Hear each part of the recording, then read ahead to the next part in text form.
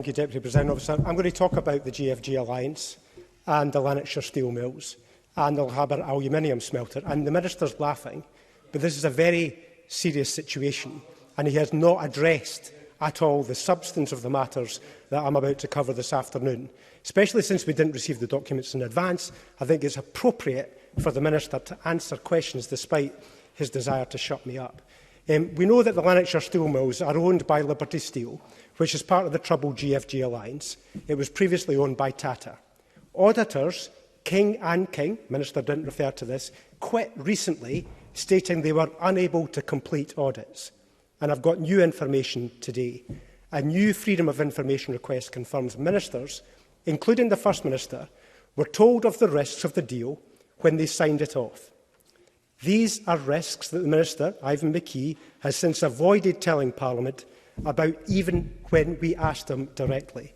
Let me spell this out exactly what it means.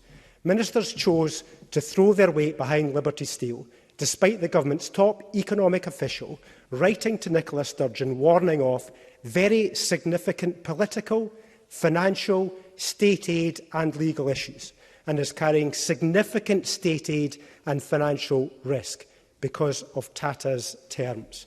Ministers were specifically warned by their own advisers about a lack of due diligence, the risk of the untested state aid position, and the risk of not having a business case that sets out the rationale for our intervention.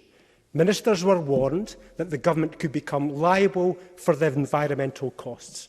This too calls into question Ivan McKee later telling Parliament that it was not our intention to sign up to a contract clause which may not comply with state aid requirements. That's despite being warned by the top economic adviser that that's exactly what they were getting into. Ministers knew fine well this was a risk, and they were warned about it by their adviser. Tata refused to deal directly with Liberty because they didn't know enough about the company or its business plan, and they were already in a discussion with another company, Greybull. The price of Tata not selling to Greybull was for the Scottish Government to take on Tata's past and future liabilities through a back-to-back deal.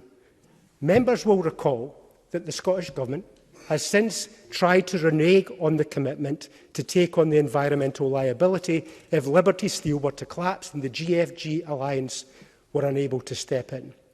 So Tata had another buyer, and the government were warned about the state aid rules and financial risk, yet they charged ahead with a company now on the verge of collapse.